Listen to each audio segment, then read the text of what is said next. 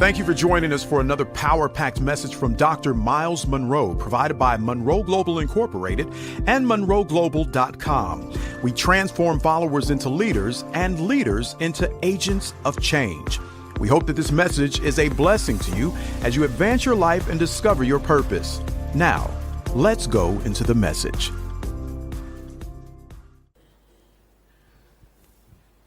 So I want to speak to you on one of the most important aspects of becoming the great woman and man you were born to be. I want to talk to you about the power of visionary leadership. Write it down. The power of visionary leadership. We want to focus on the key to becoming an effective leader as a woman or as a man.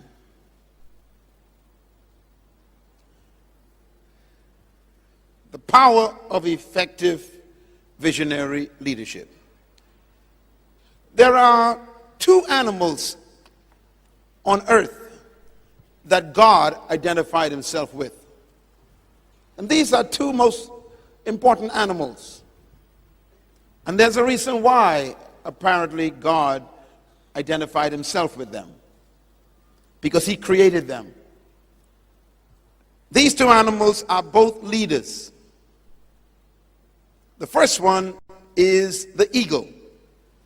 If you read the Constitution of Heaven, you call it the Bible, you will find that throughout that document, God keeps identifying himself with the eagle. He never says that I am the bird of paradise. He never said that I am a pigeon. He only identified himself with this massive, powerful bird called the eagle. You will find in the text of the Constitution words like this: I will bear you up on wings like an eagle. In another place, God says of himself, I, like an eagle, will stir my nest, and I shall put you on my pinions like an eagle. In another place, God says, and just like an eagle only gathers around fresh blood, even so the Lord will stir you. He never identifies with the pigeon.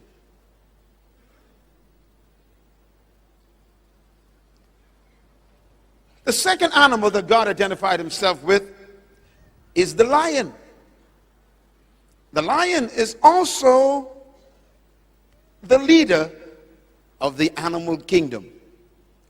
So the eagle is the leader of the bird kingdom, and the lion is the leader of the animal kingdom. Even though the lion is not the largest animal in the jungle, he's not the most powerful, he's not the most intelligent, he's not the biggest animal, and yet the lion rules the jungle. The lion is important because the lion destroys all of your excuses for not being the leader. You don't need to be the biggest to be the leader. You don't need to be the strongest or the heaviest or the most powerful or even the most intelligent. And yet you can be the leader. So the lion defies everything that they taught you about leadership. And that's why God himself identifies with the lion. He says, I am the Lion of Judah. Not the dog of Judah.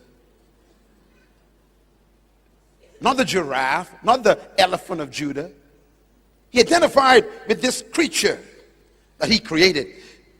And my question is, why did God identify himself with these two animals so much? The answer is because he put in these two animals certain qualities that make them different from the others. And those qualities are identified as leadership characteristics. That's why it's important to study the lion and to study the eagle As a matter of fact, these two animals became my personal friends, because it is these two animals that help me to understand myself and to understand God's plan for my life and to understand how I'm supposed to live. And there are two words I want you to identify with these two animals. The first one, the lion, is the word attitude. The lion is the leader of the animal kingdom because of his attitude. The lion has a deep sense of confidence and courage. He's not afraid of the elephant or the giraffe. He eats the hippopotamus. He destroys the bulls. He somehow has this confidence that he can eat any animal, no matter how big they are, no matter how strong they are. The lion has an attitude of self-confidence. The eagle, identified with the word vision. Everybody say vision. What makes the eagle dangerous is God placed in the eagle a capacity in his eyes to see from a distance in detail. The eagle is the only bird on earth. As a matter of fact, he's the only animal on earth who can see 50 times better than a human. The eagle can see 5 miles away in total detail. It's called optica vision. And that's why the eagle is the king of birds. He doesn't have to sneak up on his prey to destroy. He can see the prey 5 miles away where the prey don't even know he's being seen. And by the time the prey discovers he was being seen, it's too late, because the eagle shoots like a bullet. The power of vision is the success of the eagle. I want to talk to you then about the eagle. He's the king of birds because of vision. And if you are going to become the leader that you were created to be, not only do you need the attitude of a lion, which we will discuss when I come back to visit you,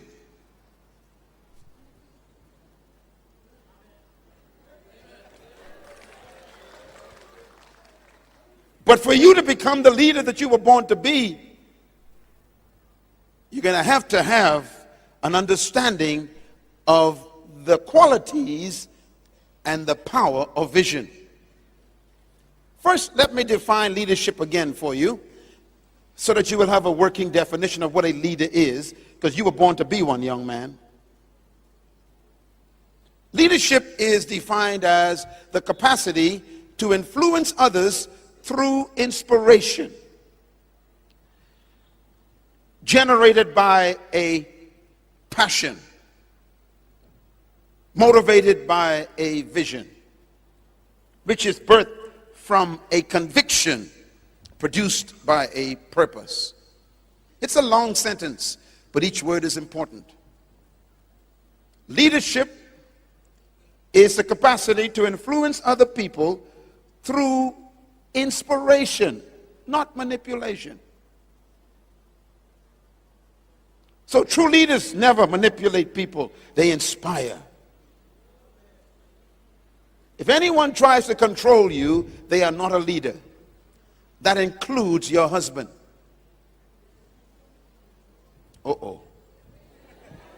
Anyone who has to control you is not a leader. It might be your boss. It might be your teacher in the class. It might be your pastor. They are not leaders. Anyone who tries to control another human is not a leader. They are a dictator, an insecure wimp. True leaders never control people. They inspire people. And how do they inspire people? Because of their passion. Their passion comes from what? It comes from a vision that they have. They believe in their vision. So it creates a passion in their lives. Where does the vision come from? The vision comes from a deep conviction that the person has about why they were born. They believe they were born to do something important. That's called conviction. And where does that conviction comes from? It comes from a discovery of a purpose for your life, that you are not a mistake, that you were not just born to make a living and pay bills and die. That's why leaders don't think about paying bills and worrying about money. Leaders are people who've discovered something more important than a paycheck.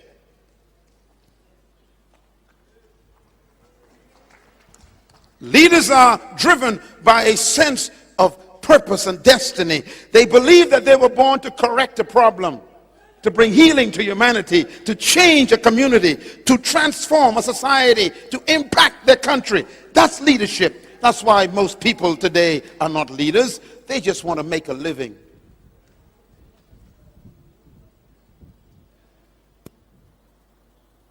Leadership.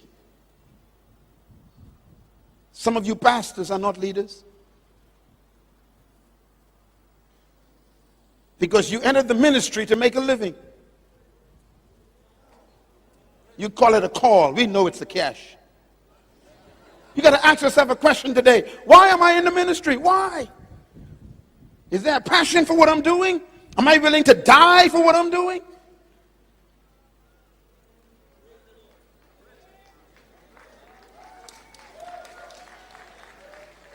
Leadership is about a conviction.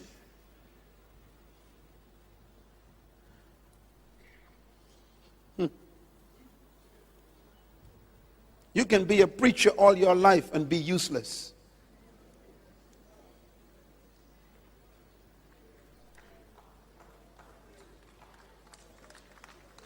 Leadership is not about personal ambition. It's not about private advancement. Leadership is about a deep conviction about your own purpose in life, that I was born to fix something. I was born to deliver people from something. I was born to make a difference in the world, not just make a living. Are you a leader? Or do you just have a career? Let me say something very interesting. You may want to remember this. Leaders can never retire.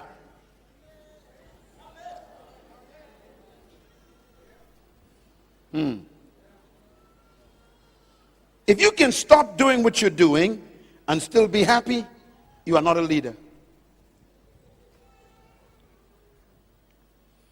Because you cannot retire from yourself.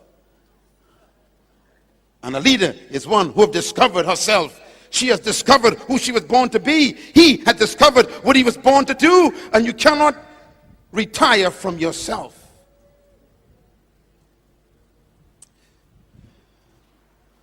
Conviction, passion, vision. I could talk about each one of these components for the next 10 years and never go home. Wouldn't you like that? But I'll talk about one of them today. I want to talk about the one we call vision. But first I want you to write this down. I want to give you what I call the process of leadership. How to become the leader you were born to be. Everybody please write this down. First, number one, you must discover your purpose for your life. Without that, you are not a leader. Secondly, you must discover your conviction. That means you must believe in your purpose. Thirdly, you must see a vision of the future that is birthed from your purpose and your conviction. That vision then should give you a passion for life, where you want to pursue your vision more than your own security. And that vision gives a passion, and the passion inspires other people to believe you. And when you inspire other people, they allow you to influence them. Once you influence people with your passion, then they call you a leader. So leaders do not look for people. People are attracted to leaders.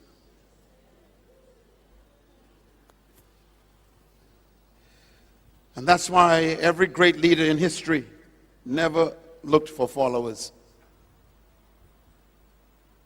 Why do we like Nelson Mandela? Why do we feel so excited about Martin Luther King Jr.'s life? Why are we so inspired and impacted by Mother Teresa? Why are we so impressed? Because they inspired us. Therefore, they influenced us. And we call them. You will never find Nelson Mandela calling himself a leader. He has never said it. The people call him a leader. Martin Luther King Jr. will never call himself a leader. He was just a little preacher from a small church. But the world calls him a leader. You see, leaders don't call themselves leaders. They're too busy pursuing their vision.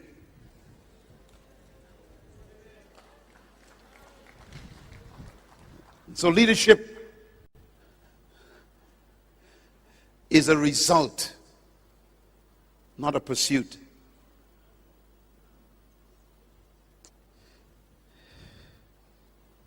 Now, what's the key in this process? 2 words. The key to becoming a leader, and I'm giving you the secret until I see you again, is purpose and vision. Until you discover your purpose, which should produce a vision for your future, you are not a leader. Leaders are driven by vision. And this is why every politician, every preacher, every parent must have a vision if they're going to be a leader of their families and their companies and their churches and their countries. We are not leaders because we have titles. We are leaders because we have vision. And this is why it's important for you to ask yourself a question. Do I have a vision for my life? Here's a statement I want you to remember. The greatest gift God ever gave man is not the gift of sight, but the gift of vision. I repeat. The greatest gift God ever gave man is not the gift of sight, but the gift of vision. What is the difference between vision and sight? Interesting question. Well, first of all, sight is a function of the eyes. But vision is a function of the heart. Sight shows you what is. Vision shows you what could be.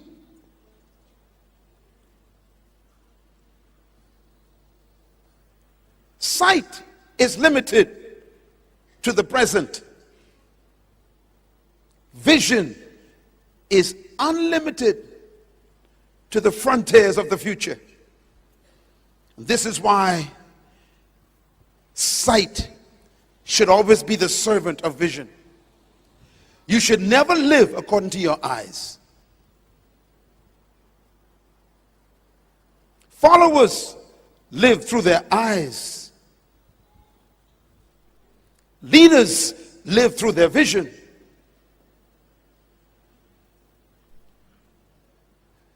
Sight is limited to what the eyes can see, but vision is limited only by the imagination of your heart. And this is why leaders are never disturbed by the present. No matter what the conditions are, they are always at peace because they don't live from the present. No leader should trust his eyes.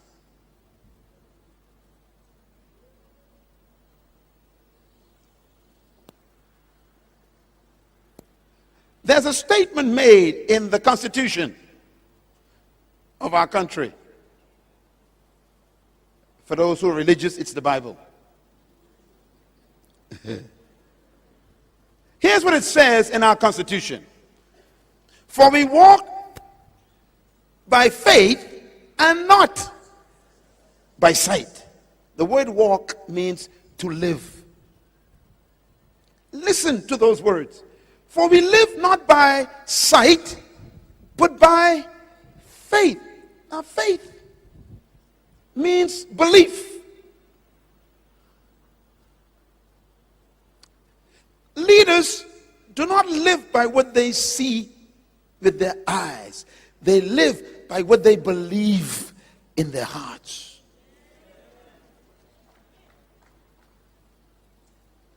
And this is why leaders are never easy to live with. Because they don't live where you live. You live in the present. They live in the future.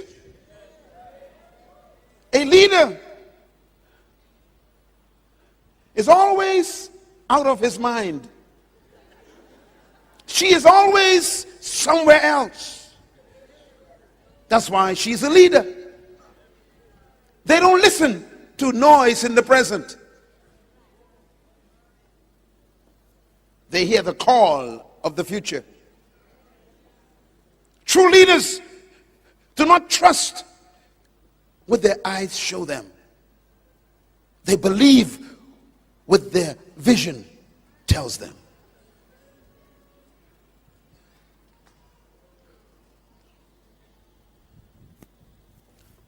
The Bible says, the just shall live by faith, not by sight.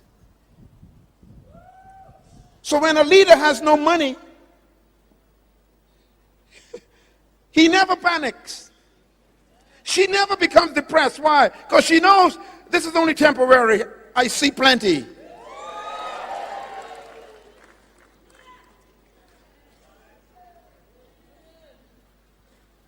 Leadership demands being out of your mind. And this is why you think it's easy to live with a leader. It's difficult. Because to a leader, the present is not reality. To a leader, their vision is more real than the present.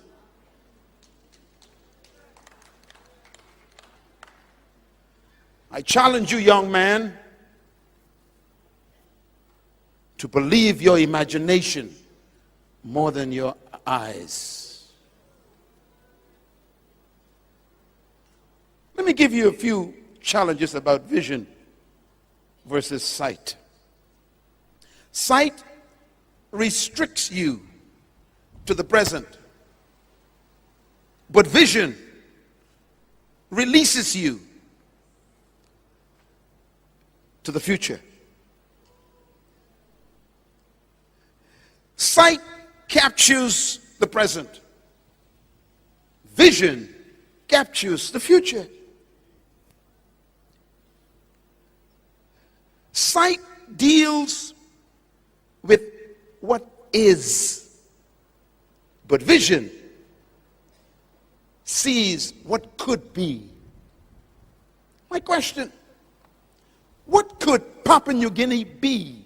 Is there anyone in Papua New Guinea who sees another Papua New Guinea? Don't answer the question, just think about it. When I sat with your prime minister yesterday, I asked him 3 times, what is your vision of Papua New Guinea? Because the leader must have another picture.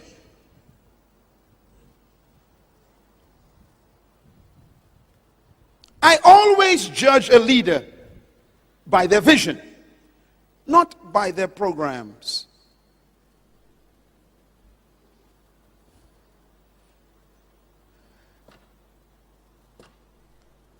Many pastors that I have met, they don't know what I do when I talk to them, but I be analyzing them right away. Sometimes I ask them 3 questions, and after 3 questions, I can assess who they are right away. And sometimes I ask them the most difficult question: what is your vision for your ministry? And most of them answer wrong. They say things like, to win the lost at any cost. That is not a vision.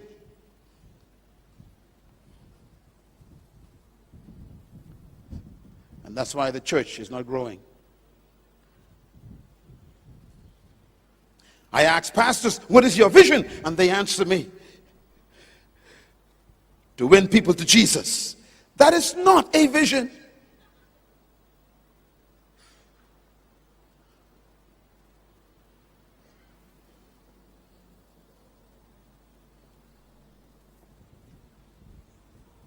That's no picture of the future.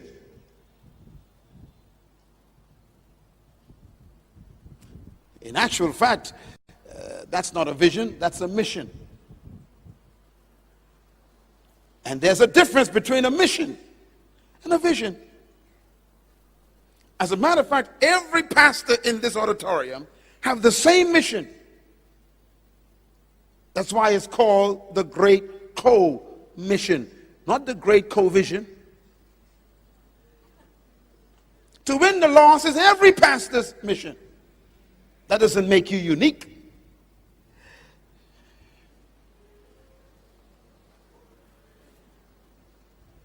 When I talk to business people, I ask them, what is your vision for your company?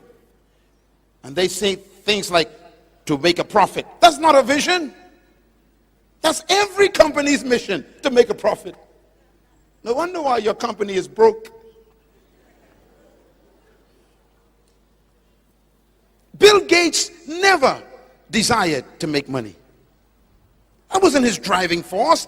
Steve Jobs, who created the Apple computer, he never pursued money. If you spoke to him before he died and you asked him, what was your vision? His answer would be to put in the hands of every human on earth the power of the internet. That's a vision.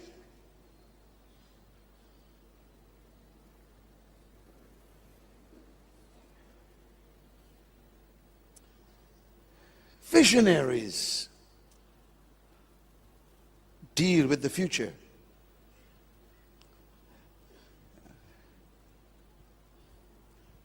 How do you measure a true vision? How do you know if a vision is real? I'm going to give you the answer. Ready? Write this down.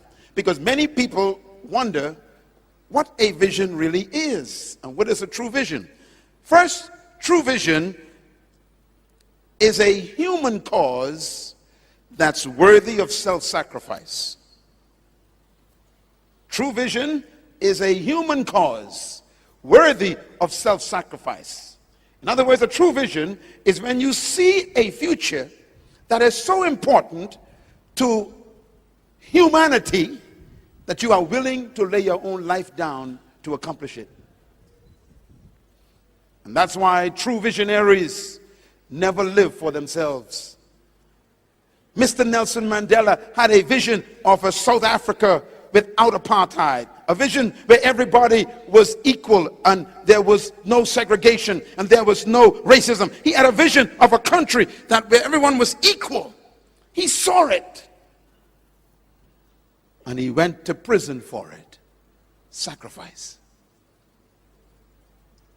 Do you see something, young woman, that is worth starving for?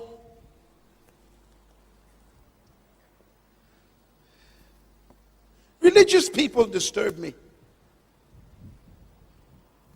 because they always think about their bellies. They want to eat all the time. They want a nice car all the time. They want a nice house. They want offerings. These are not visionary people.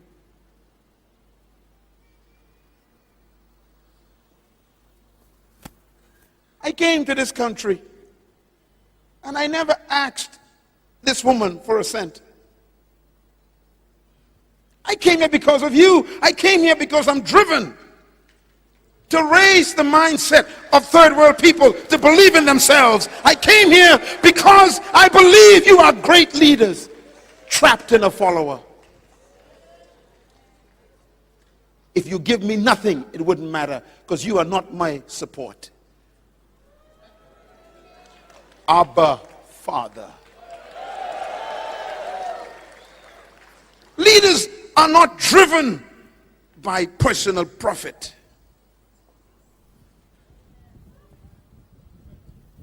They are driven by a cause that is so noble that they're willing to personally sacrifice for it. Are you a leader? Young woman, think about it.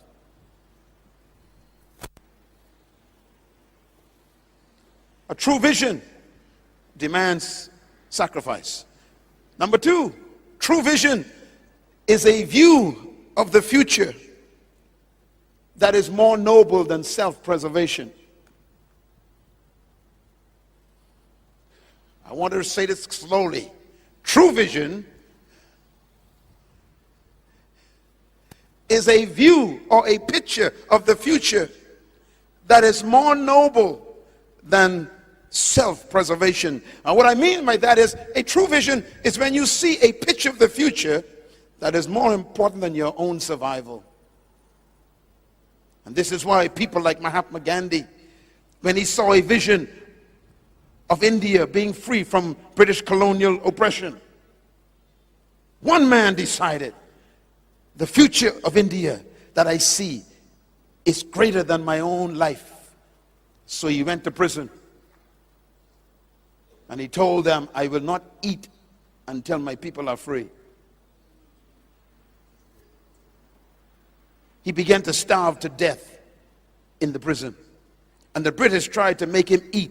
And he refused to eat. He closed his mouth. And he starved for the sake of his people. Are you a pastor with a vision? Are you a businessman with a vision? Are you willing to finance your house to make your business successful? Leadership requires sacrifice. The reason why there are very few leaders in this country is because most of us want to preserve ourselves. We don't want no one to hate us. We want to be loved by everybody. We want to be accepted by everybody. We don't want to rock the boat. We don't want to disturb the community. Don't want to disturb tradition. You are useless. You cannot be a leader without breaking traditions.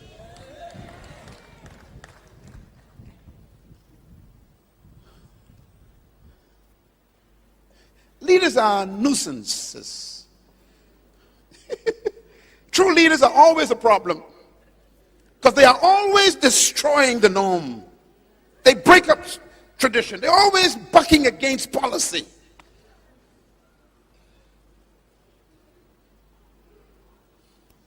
You cannot go to the future by maintaining the present. So leaders go to the future.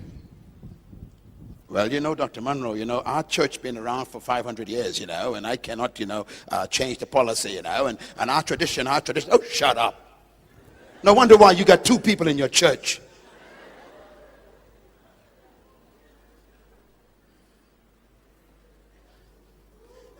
You cannot go to the future if you don't leave the present.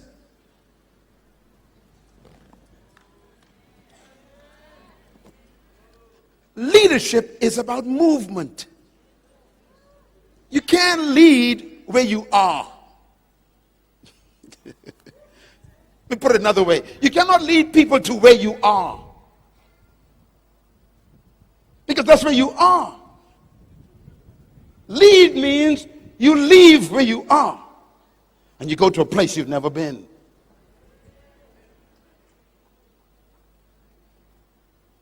Are you a leader? Number 3, true vision is not selfish ambition. You know, you ask people sometime, what is your vision? And they say, oh, to build a big house by the water.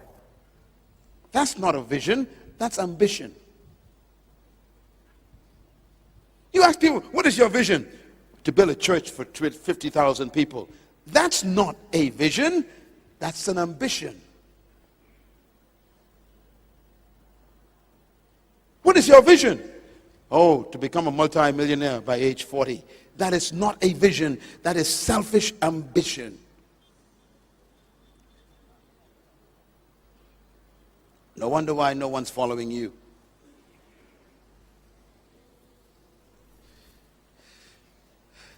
True vision never benefits the visionary.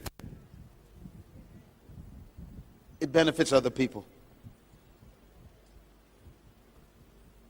If what you are pursuing only benefits you, it is not a true vision. So leaders don't live for themselves, they live for people. They become the servant of humanity. So the greatest is always the servant of others. This is why true vision always serves the people.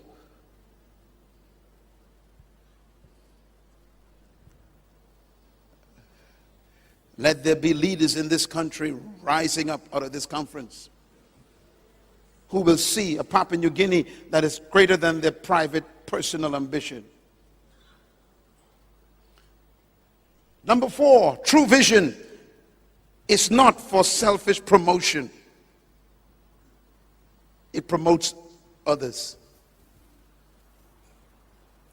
Another example of Nelson Mandela, a good example. His vision of South Africa never promoted him. He wanted to promote the people of his country.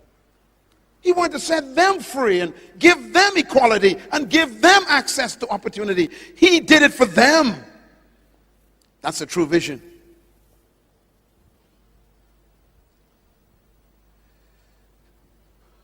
Papua New Guinea, you are in a very critical moment in your development. Your country is becoming very attractive to the global community. And they are coming for your gold and your oil and your gas and your copper and your agriculture. And the question is, will you have leaders who are more concerned about you than about themselves?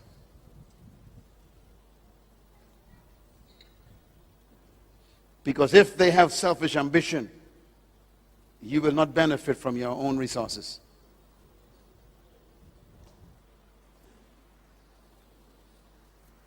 True leaders promote the people, not themselves.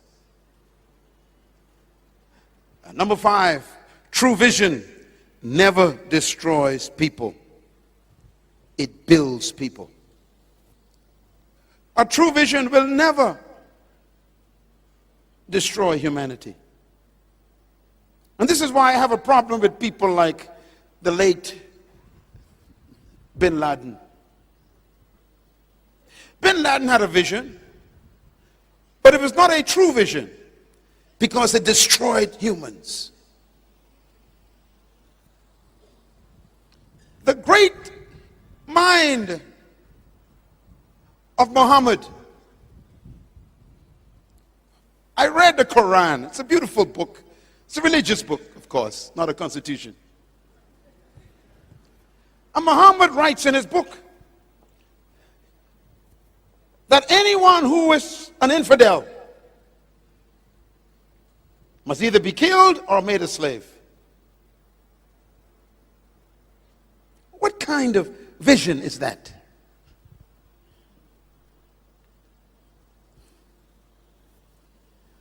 An infidel means anyone who's not a Muslim. His vision was, there's only room in the world for a Muslim. Anybody else should be killed or made a slave of the Muslim. What a vision. You can't compare him with Yeshua. And I was reading the Bible one day and I saw the first terrorists in the Bible. They were worse than bin Laden. There were two of them. They were terrorists. They are in the Bible. And both of them were disciples of Jesus. Can you imagine? Two of his disciples were terrorists.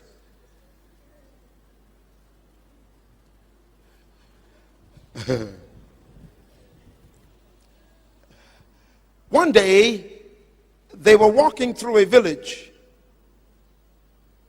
and he was with them.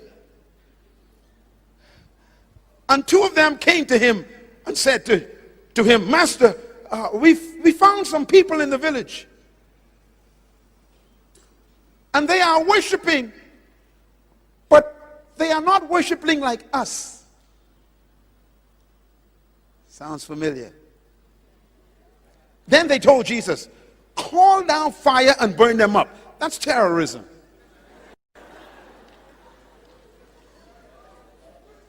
They were worse than Mr. Bin Laden.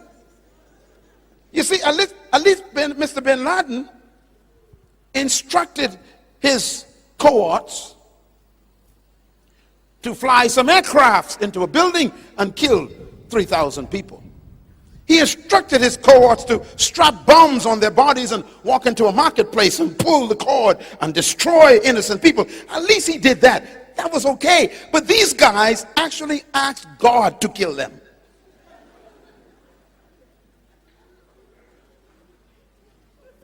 They were worse. They told Jesus to call down fire and burn innocent people up. What an attitude of leadership. True vision never destroys people. Adolf Hitler had a vision of Europe being under one government like the Romans, and he believed that he was called by providence to be the leader of the Third Roman Empire. And he killed millions of people to fulfill his dream. That's not a true vision. A true vision never destroys humans. Would you like to hear Jesus' response to the terrorists? Okay. Both of them were called James and John. I think they were from Papua New Guinea, maybe. They said, call down fire and burn them up. Why? They don't worship like us. No different from what's happening today.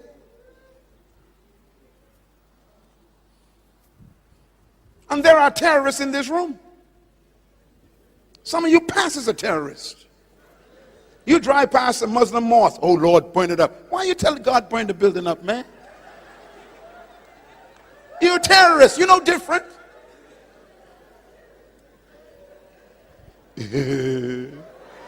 I got you.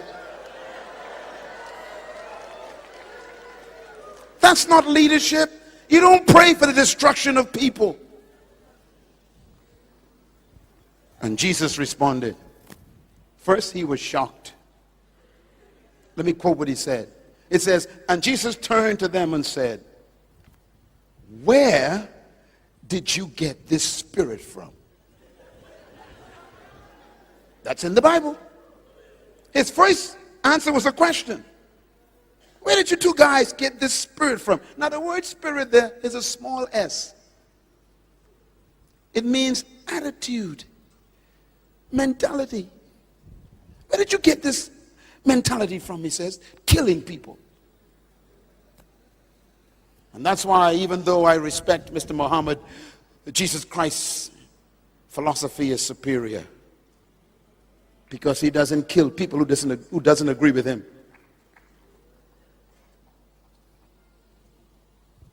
Where did you get this spirit from? He said. And then he said these words: I did not come to destroy men's lives, but to save them.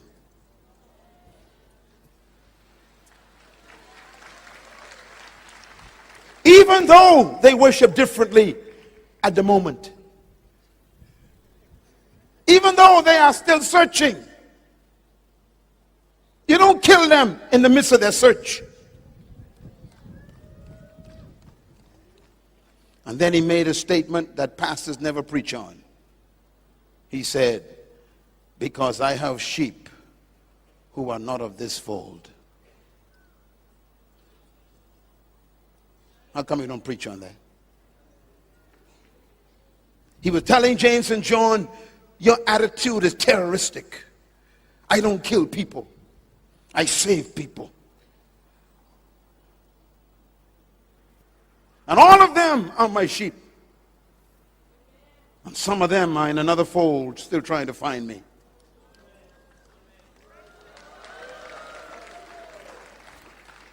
They can't find me if you kill them.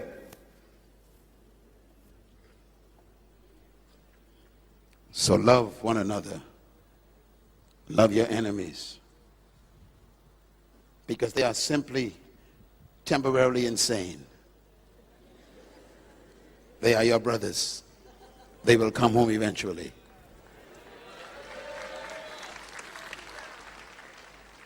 True vision never destroys. Ladies and gentlemen, men and women, I want to define for you now what vision is. We know what it is not. So what is it? Number one, vision is a conceptual view of the future. Now this word conceptual sounds like a big word. It simply means picture.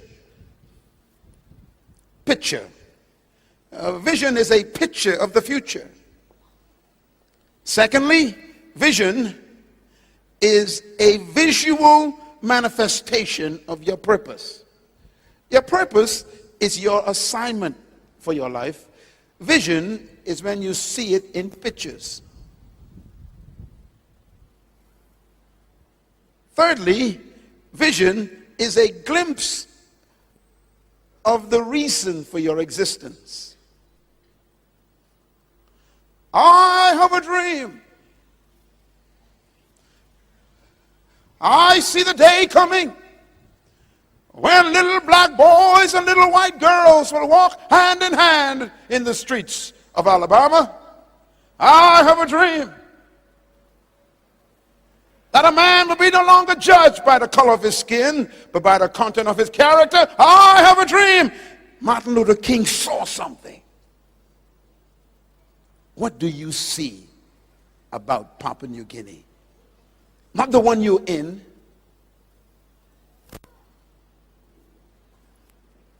Is there a leader in your government, in your country, who speaks like that? I have a dream of Papua New Guinea. I see a country where the streets are paved and people are happy and education is for everyone and health is available and peace reigns in our castles and people are happy in their homes and there is no strife and no broken homes and no crime. I have a dream. Is there someone with a dream?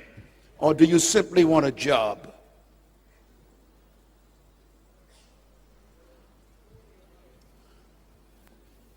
We need leaders, young man.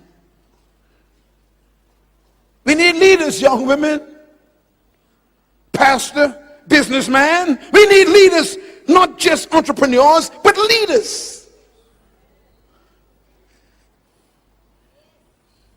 This is your country. And you don't like what you see now. People laying on the side of the streets. Young people without jobs. Unmarried pregnant girls. What is your vision?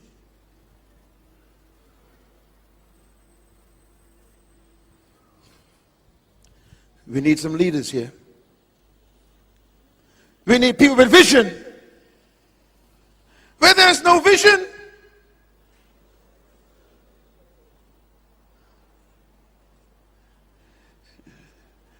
we need leaders.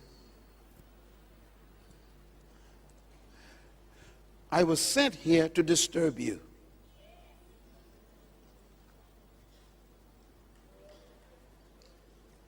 What is vision? Vision is the perception of your divine assignment. Vision is the conception of your preferred future, what you prefer to see rather than what is.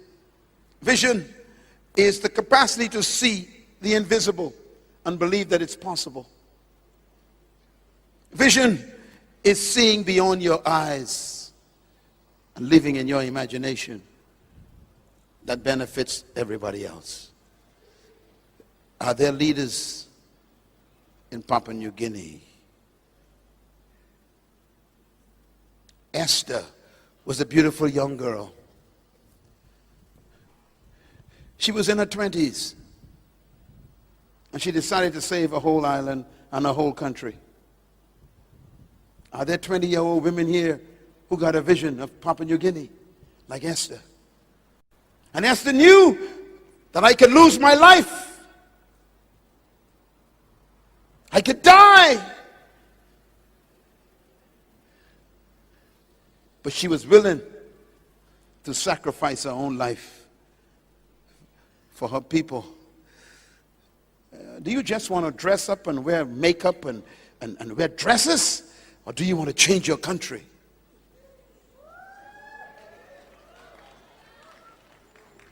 What a woman Esther was.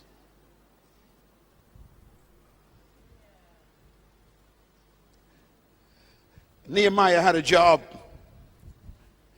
He was a waiter, serving drinks. But he saw a vision of his country, and he couldn't stay on the job anymore. True vision makes your job uncomfortable.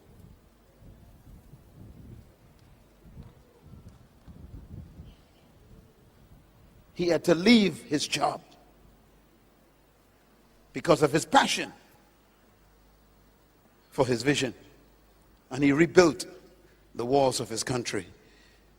Papua New Guinea needs leaders. I want to give you, before I close, the most important principles of leadership and how they relate to vision. These are important. The first principle of leadership is purpose. You must discover your sense of why you were born. I call it your sense of destiny. Secondly, your passion. Your passion is your personal motivation to pursue your purpose. You are willing to sacrifice for it. And then thirdly, your principles. Your principles are the standards and values you will not violate in pursuit of your vision. And I want to say to all of you that principles protect purpose and passion. And number 4, leadership requires the principle of vision. Vision is a picture of your destiny. It's seeing your future in technicolor. Vision is the very purpose for leadership. The only reason why a leader exists is because of vision. So where there is no vision, there can be no leader. And where there is a leader, there has to be a vision. So if somebody said they are a leader and they have no clear vision of the future, they are not a leader, they are a manager. And this is why we must capture vision. Vision is born, but then leadership is born when vision is captured. Leadership without vision is simply management of goals. Leadership is what gives meaning when vision comes. Vision gives meaning to leadership. It explains leadership. If I ask you, why should I follow you? Your answer should be vision. It explains leadership.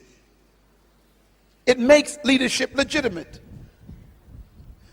This is why, if you want to follow someone, your first question is not, are you intelligent? Or are you powerful? Or are you wealthy? The first question is, where are you going? And if they cannot answer that question, you go somewhere else. You cannot follow someone to nowhere. So leadership gives meaning and legitimacy from the vision. Vision also provides the direction and the force of leadership. And the reason why leadership exists is because of the vision. So you must capture a vision for your life. And your vision should benefit humanity. When you sit down to write your vision, check it to see if it benefits other people. If it doesn't benefit other people, it is not a vision, it is personal ambition.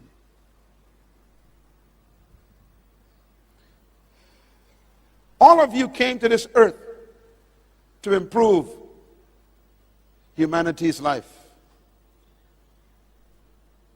You got to find out what that is that you were brought here to bring to us. There's a gift that you're carrying that we all need. And I say to you women here in Papua New Guinea, your culture have not allowed you to become all you were born to be.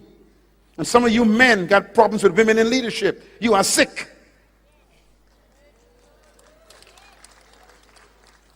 Esther saved the whole country. Deborah delivered her people. Mary gave us Jesus. What's your problem? As a matter of fact, let me say to all you pastors right up front, look at me in my eyes right now. Look at me. God depends on women so much for leadership that he doesn't make the church a woman, a man rather. The church is a woman. Oh, let me say it slow. Jesus Christ is the husband. The church is his bride. And he left the world in the hands of his bride.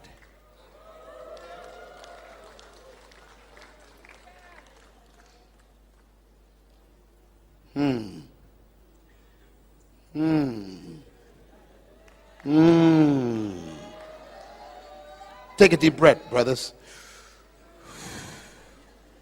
That's why I married my wife. I'm a smart man.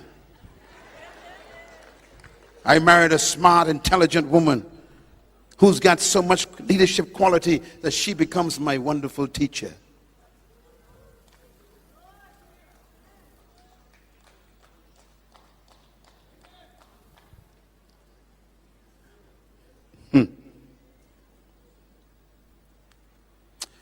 Ladies and gentlemen, do not suffocate other people's vision, including your spouse.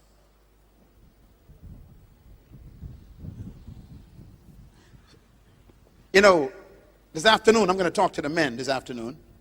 But let me just talk to the men in the front of the women for a second.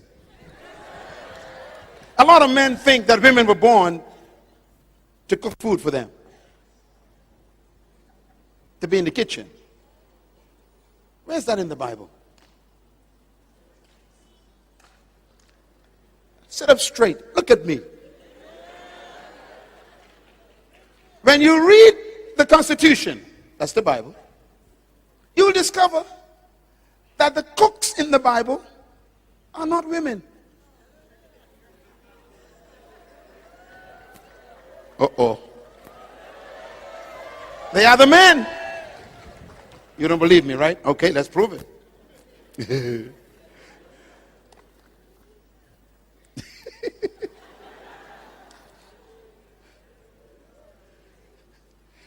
Abraham had a son. Son was named, what was his name? Isaac. Isaac had two sons. What were their names? Jacob, Esau. Okay. Isaac is God's promised son. And Isaac is about to die. Now, when a man is about to die, he wants the best of everything before he dies. So Isaac is on his deathbed. And Isaac says, you know something? I'm about to die. I know I'm going to die. I want the best meal before I die. His wife was right there. Oh, come on, guys. Sit up straight now. Talk to me. Isaac said, I don't want you to cook, woman. You can't cook. I want my son to cook. He cooks the best meal, he says.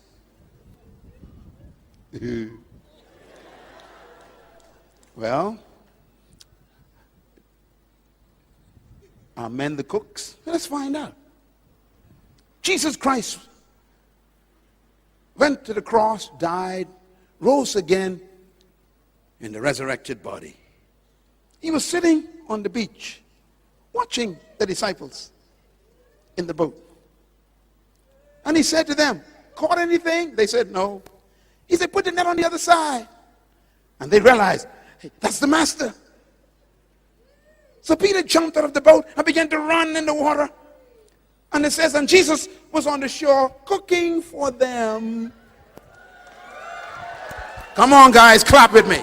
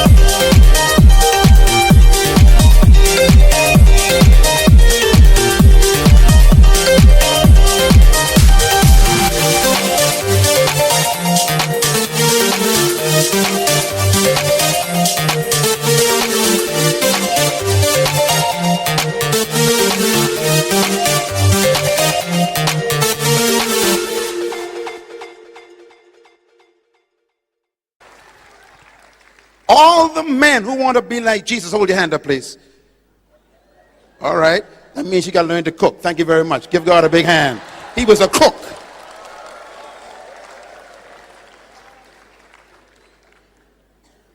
Women are leaders and they have vision. Stop oppressing them.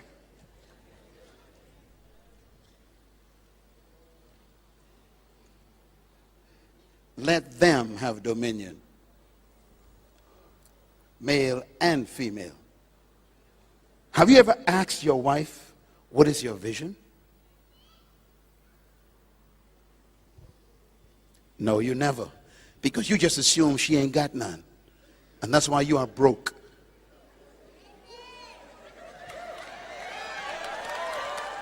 Come on, ladies, clap for me just for a couple seconds here. Get it out. I am a wealthy man today because of my wife. Her ideas are amazing.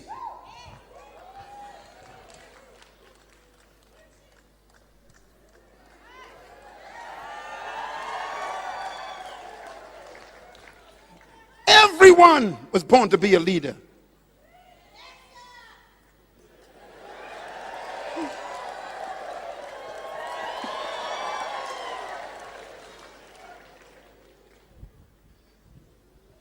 So get over it. It's a new day in Papua New Guinea. Everybody clap. Come on, men, clap with me. Shout yes. Hallelujah.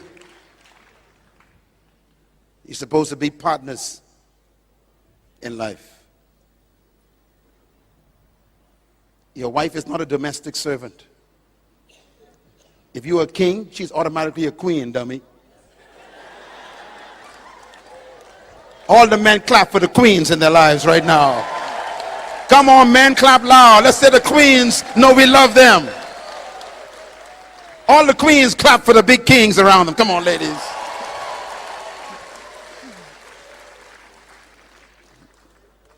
Leadership begins and ends with vision. Write it down. Leadership what? Begins and ends with vision.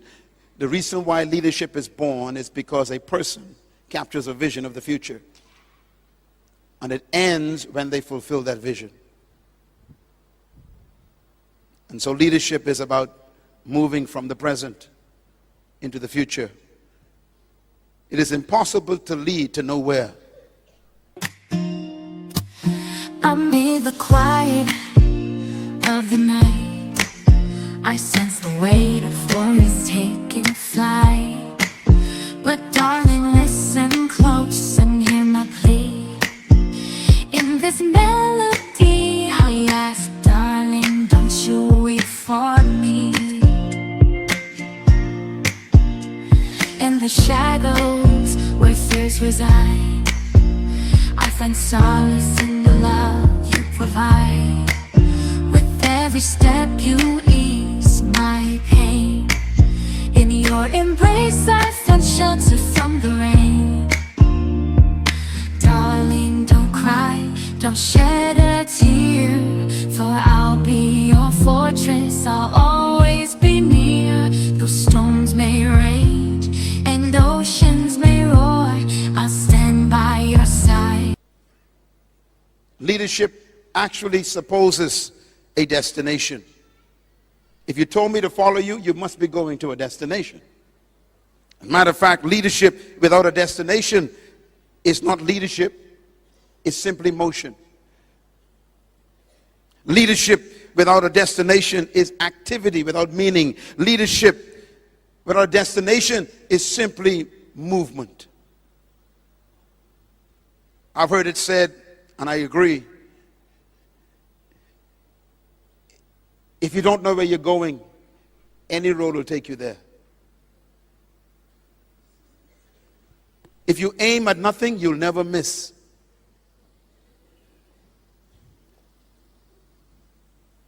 Leaders know where they're going. They have a destiny. They have a future picture. They know what they want to achieve, and they know exactly what they want to do. They have a perceived and conceived vision. They see the future. He who leads without a vision is simply taking a walk.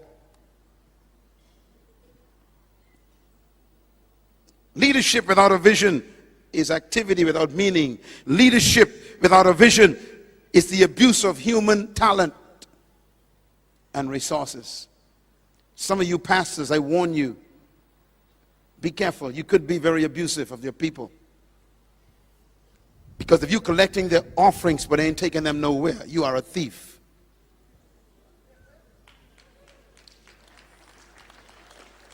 Leadership is about a destination, not about a program. Give us leaders, O Lord.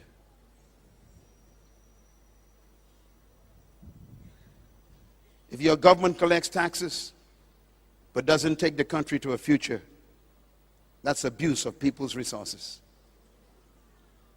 If you collect offerings in your church and have no future vision for the people, that's abuse of people's resources. If you got musicians playing for you every week and you got people at the door being ushers, but you ain't taking the church to the future, then you are abusing those people's talents. Leadership is not about maintenance. It's about movement.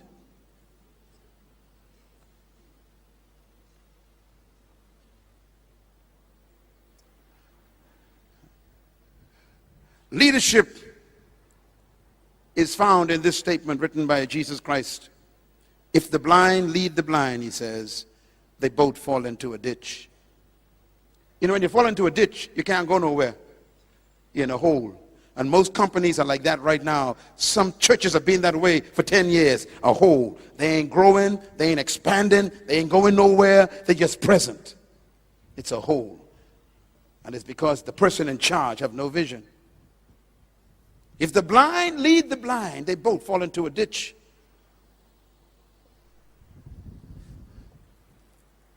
If you feel like you are stuck as a country, or stuck as a company, or stuck as a church, the problem is a lack of vision.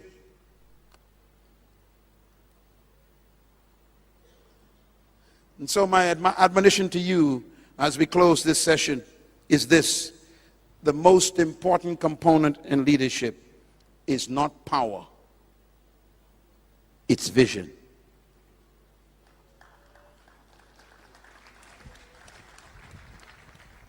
Today, you've got a question to answer. Do you have a vision of the future? Do you believe the pictures in your mind?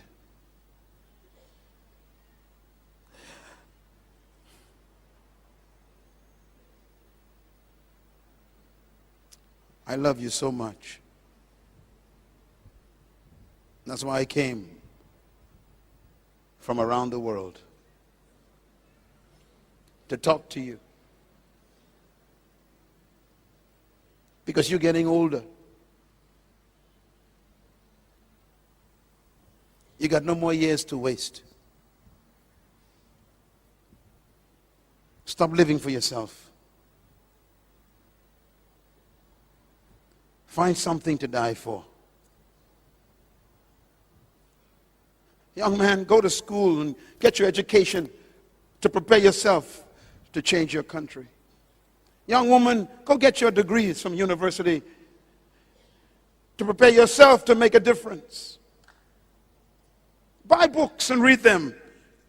Educate your mentality. Transform your thinking. Begin to prepare yourself for your great contribution. Old man, cancel your retirement and get back in the race. Because Abraham started his vision at age 75. Sarah was 75 when she began believing again. May today be the day that a leader was born in Papua New Guinea, sitting in your chair. Thank you once again for listening to this message, as we hope that it has been a blessing to you. Our goal is to show you new paths and opportunities so that you can discover your purpose. It is your love, support, and partnership that makes Munroe Global possible. Please visit us online at www.munroeglobal.com for more product, partnership, or to join us at one of our live events around the world.